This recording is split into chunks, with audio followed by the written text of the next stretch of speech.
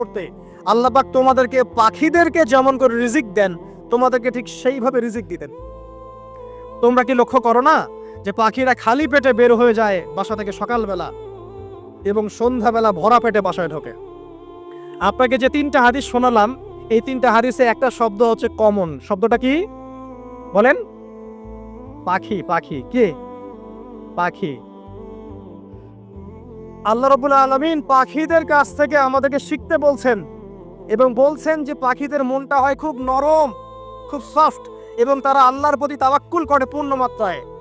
তারা সকালবেলা ভোরবেলা বের হয়ে যায় এবং সন্ধ্যাবেলা বাসায় ফেরে, খালি পেটে বের হয়, ভরা পেটে বাসায় ফেরে।